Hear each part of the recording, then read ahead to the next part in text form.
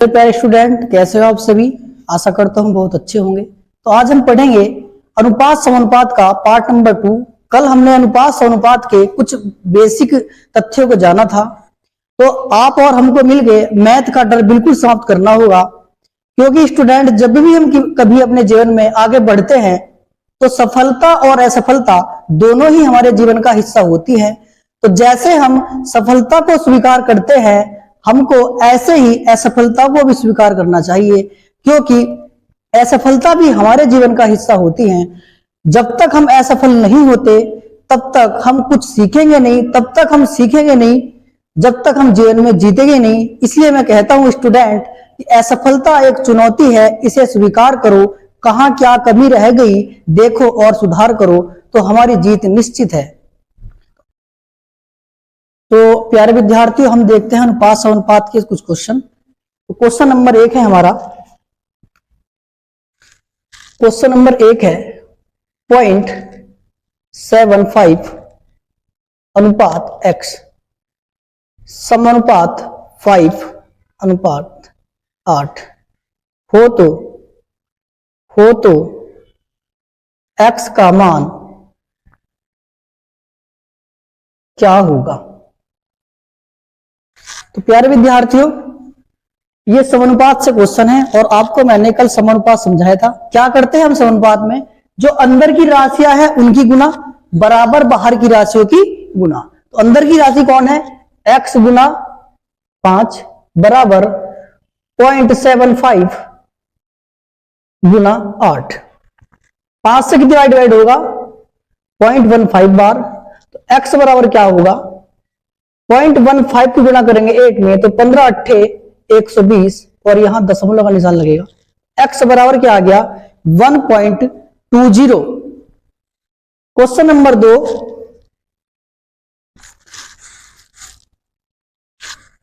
a अनुपात b बराबर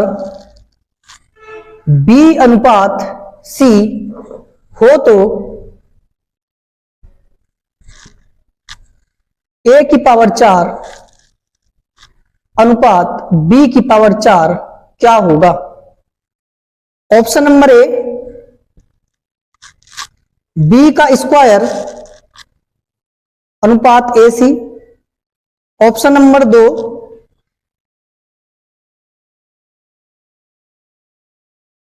option number 3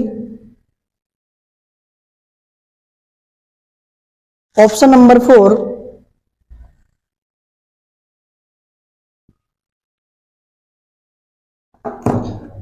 विद्यार्थी, ये क्वेश्चन भी अनुपात समानुपात से दिया गया है। इसमें हम क्या करेंगे, अंदर की राशि गुना, तो क्या होगा b का स्क्वायर बाहर की राशि गुना बराबर ac।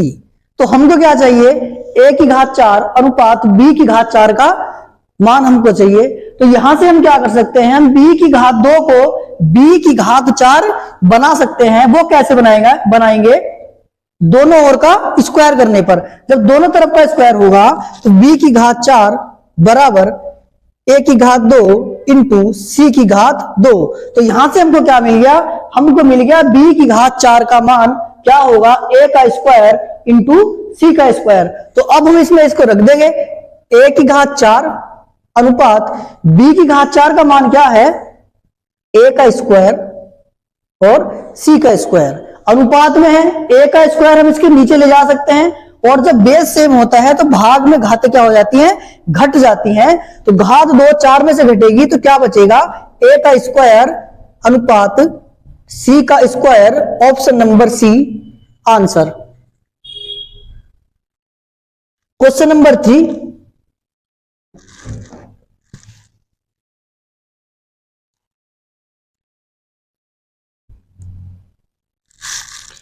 दो अनुपात 3 5 अनुपात 6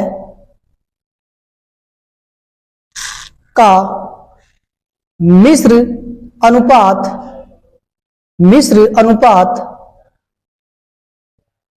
क्या होगा।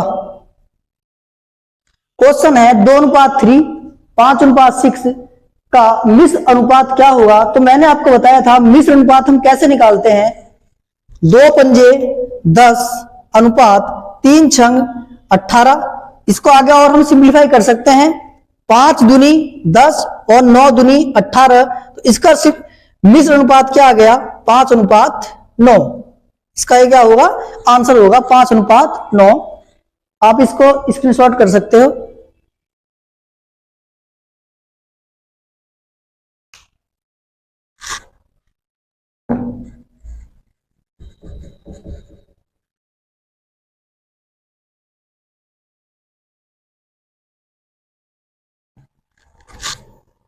क्वेश्चन नंबर 4 देखेंगे। क्वेश्चन नंबर 4 है,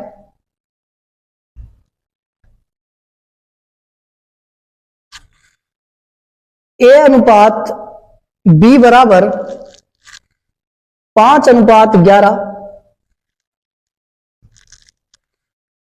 B अनुपात C बराबर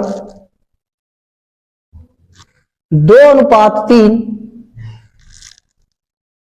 तो हमको बताना है A अनुपात B अनुपात C बराबर क्या होगा।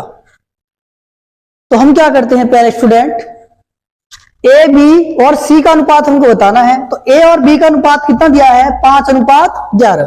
तो यहां हम A और B के नीचे लिखेंगे 5:11। उसके बाद B और C दिया है 2:3। तो B और C के नीचे लिखेंगे 2:3।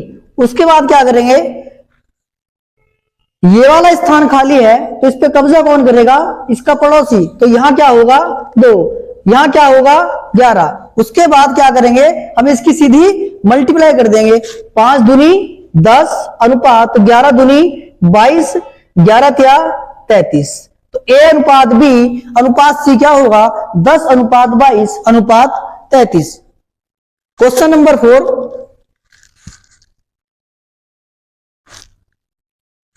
A अनुपात B बराबर 3:4, B अनुपात C बराबर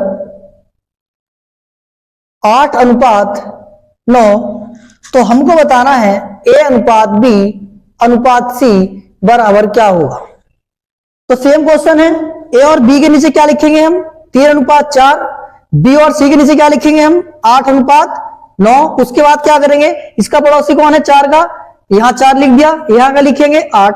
उसको पहले देख लें, या तो हम डायरेक्ट मल्टीप्लाई कर देते हैं या हम देख लेते हैं कि कोई ऐसी संख्या तो नहीं जो 3 के 3 ही रेशो में कट रही हो। अगर कोई ऐसी संख्या है जो 3 के 3 रेशो में कट रही हो तो पहले उसको हम डिवाइड कर देंगे। यहां जैसे हम देखते हैं 3, तो यहां 3 का मल्टीपल कोई नहीं है, यहां है। तो 3 ऐसी संख्या है जो सभी रेशो को नहीं काट रही। लेकिन हम 8 देखें यहां, तो 4 ही कम 4, 4 ही कम 4, 4 दूनी 8। इससे क्या होगा, हमारी कैलकुलेशन क्या होगी, छोटी होगी। अब क्या बचा, 3 दूनी 6, 8 ही कम 8, 9 ही कम 9। तो A अनुपात B अनुपात C का रेशो कितना हुआ, 6:8:9। क्वेश्चन नंबर 6 देखेंगे। क्वेश्चन नंबर 6 है हमारा, A अनुपात B बराबर 2:3, B अनुपात C बराबर 9:7, C अनुपात D बराबर 14:15।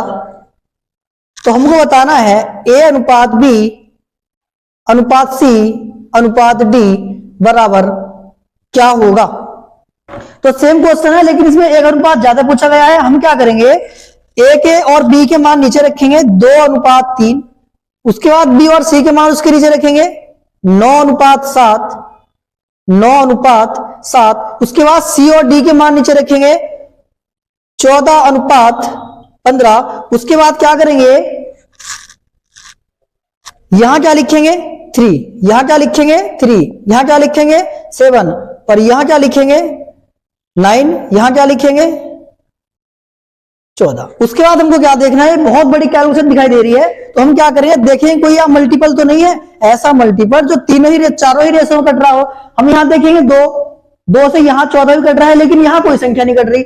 लेकिन हम देखें 3 से 3 कट गया, 3 से 3 कट गया, 3 तिया 9।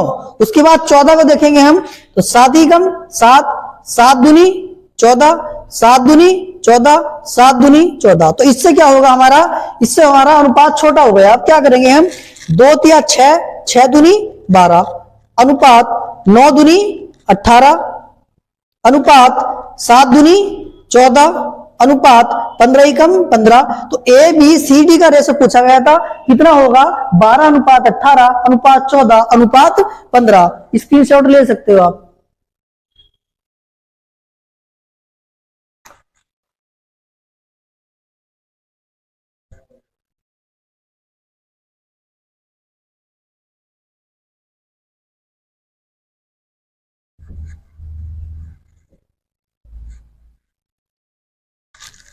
नेक्स्ट क्वेश्चन देखेंगे,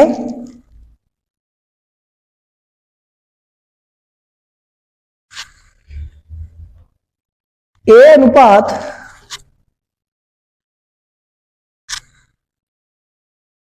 बी प्लस सी बराबर दिया गया है 1:3, सी अनुपात ए प्लस बी दिया गया है 5:7। तो हमको बताना है ए अनुपात बी अनुपात सी क्या होगा, ए अनुपात बी अनुपात सी क्या होगा। तो प्यारे विद्यार्थियों, ये क्वेश्चन एक बहुत बेहतरीन क्वेश्चन है। तो देखेंगे इसका शॉर्टकट क्या होगा। सबसे पहले हम क्या करेंगे, यहां देखेंगे ए बी सी और यहां भी देखेंगे ए बी और सी।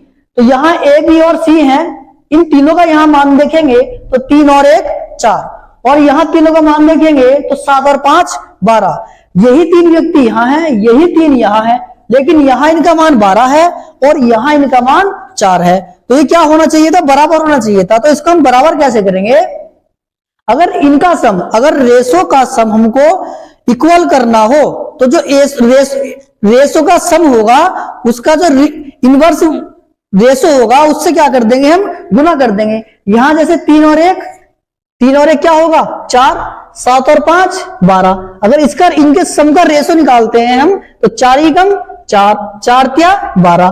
तो इनके जो सम का रेशो आया वो कितना आ गया, 1:3।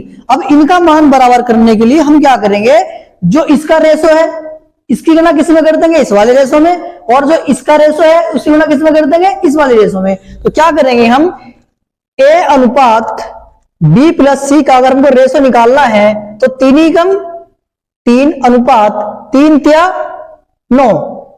उसके बाद सी अनुपात ए प्लस बी का हमको रेशो निकालना है तो क्या करेंगे, 1 पंजे 5 और 1 सत्ते 7। तो अब यहां देखेंगे हम 9 और 3 12, 7 और 5 12। अब इनकी वैल्यू क्या हो गई, अब इनकी वैल्यू होगी बराबर। अब देख सकते हैं हम ए का मान कितना है 3 और बी का मान निकालेंगे, सी का मान कितना है 5, तीनों का मिला के मान कितना था 12। ए का मान मिल गया हमको 3, सी का मान मिल गया हमको 5, तीनों का मान कितना था 12। तो फिर इसका मान कितना होगा, 5 और 3 8, 12 में से 8 का कितना बचेगा 4। तो यही हमसे पूछा गया था कि ए अनुपात बी अनुपात सी क्या होगा, तो क्या होगा 3:4:5। नेक्स्ट सवाल देखेंगे, a/7 बराबर b/5 बराबर c/4। तो हमको बताना है a अनुपात b अनुपात c का मान कितना होगा। तो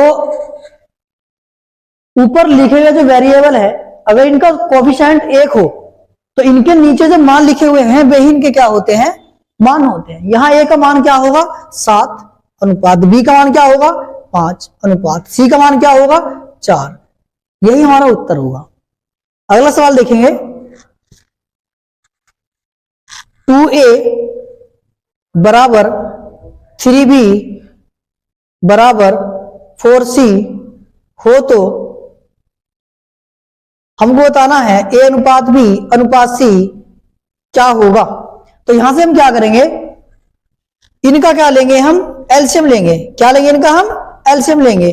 2 का 3 का और 4 का एलसीएम कितना होगा 12, कितना होगा 12। उसके बाद देखेंगे 2 से कितनी बार कटेगा, 2 छंग 12, तो ए का मान कितना हो गया 6। 3 से कितनी बार कटेगा, 3 चौक 12, तो बी का मान कितना हो गया 4।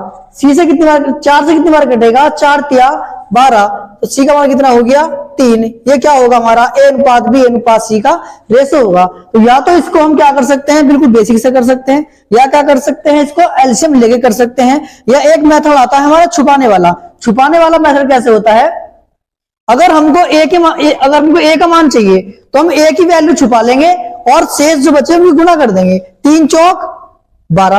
अब हमको बी का मान चाहिए तो बी की वैल्यू छुपा लेंगे और जो शेष बचे उसको गुना कर देंगे, 4 दूनी 8। अब हमको सी का मान चाहिए तो 3 दूनी 6। उसके बाद क्या करेंगे, ये डिवाइड हो रहा है तो डिवाइड हम कर सकते हैं। किस चीज से डिवाइड होंगे, ये 2 से डिवाइड होंगे, 2 तिया 6, 2 चौक 8 और 2 छंग 12, तो अनुपात क्या होगा हमारा 6:4:3।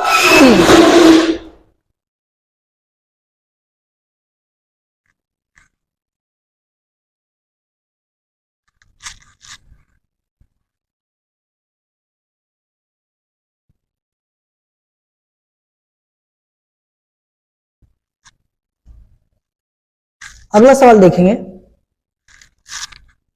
नेक्स्ट सवाल है हमारा 3a/7 equal to 4b/5 equal to 6c/11। तो हमको बताना है a अनुपात b अनुपात c बराबर क्या होगा। हम क्या करेंगे, सबसे पहले हमको 3, 4 और 6 का एलसीएम लेना होगा। तो 3, 4 और 6 का एलसीएम कितना होगा, तो 3, 4 और 6 का एलसीएम होगा 12। 3, 4 और 6 का एलसीएम कितना होगा 12। अब हम क्या काम करेंगे, 3 से डिवाइड करेंगे तो 3 चौक 12, 3 चौक 12, 4 की गुणा हम किसमें करेंगे, 4 सत्ते 28, तो ये क्या हो गया हमारा ए का मान। उसके बाद 4 से डिवाइड करेंगे तो 4 तिया 12, 3 की गुणा किसमें करेंगे, 3 पंजे 15, 6 से कितनी बार डिवाइड होगा, 6 दूनी 12 और 2 की 11 से गुणा करेंगे तो कितना हो गया 22। तो ये होगा हमारा ए अनुपात बी अनुपात सी। नेक्स्ट सवाल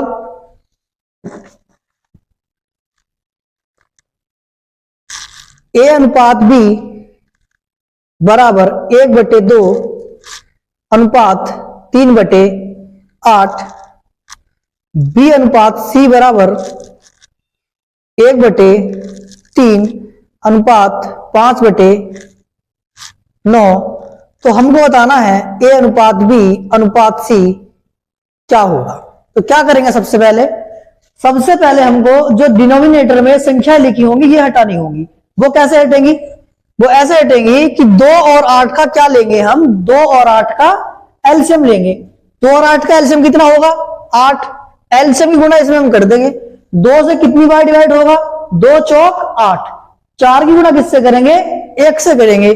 तो ए अनुपात बी जब निकलेगा 4 की गुणा किससे करेंगे, 2 चौक 8, 4 ही कम 4, 8 से कितनी बार कटेगा, एक बार, 1 की गुणा किसमें करेंगे हम 3 में, तो 1 तिया 3, तो हो गया ए अनुपात बी। फिर बी अनुपात सी निकालेंगे हम, बी अनुपात सी क्या करेंगे, 3 और 9 का एलसीएम लेंगे, कितना होगा 9, 3 से कितनी बार जाएगा, 3 तिया 9, 3 ही कम 3, उसके बाद 9 ही कम 9, 1 की 5 से गुणा करेंगे तो 1 पंजे 5। तो यह क्या आ गया हमारा ए अनुपात बी अनुपात सी सरल अनुपात में आ गया। उसके बाद क्या करेंगे हम, ए बी और सी का रेशियो हमको चाहिए, तो 4:3, 3:5, 4:3, 3:5।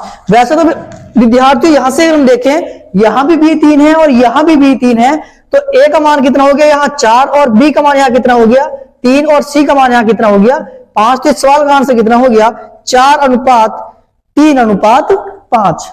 नेक्स्ट सवाल देखेंगे, यदि ए का 15%, यदि ए का 15% बराबर बी का 20% हो तो हमको बताना है ए अनुपात बी क्या होगा। ए अनुपात बी क्या होगा, तो कैसे करेंगे हम, ए का मतलब क्या होता है गुना 15% बराबर बी का मतलब गुना 20%, परसेंटेज से परसेंट कैंसिल आउट, 5 तिया 15, 5 चौक 20, तो यहां क्या हुआ 3a बराबर 4b, तो यहां से क्या होगा, a का मान कितना होगा 4 और b का मान कितना होगा 3, तो a और b की वैल्यू चाहिए थी, तो a का मान कितना आ गया 4 और b का मान कितना आ गया 3, तो रे से पूछा था कितना होगा 4:3, स्क्रीनशॉट ले लेंगे।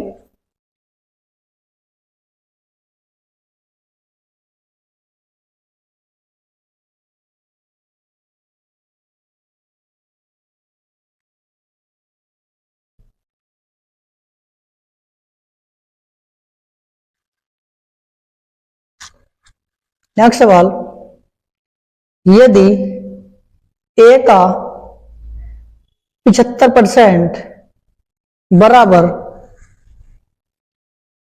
बी का 60% हो तो ए अनुपात बी क्या होगा, ए अनुपात बी क्या होगा, क्या करेंगे हम, ए गुना 75% बराबर बी गुना 60%, परसेंटेज से परसेंट कैंसिल आउट, 15 पंजे 75 और 15 चौका 60, यहां ए का मान क्या होगा, ए अनुपात बी हमको चाहिए, ए का मान कितना होगा 4 और बी का मान कितना होगा 5, तो कितना आंसर हो गया हमारा 4:5। तो ये थी प्यारे स्टूडेंट आज की क्लास, आगे हम कल देखेंगे। Thank you class.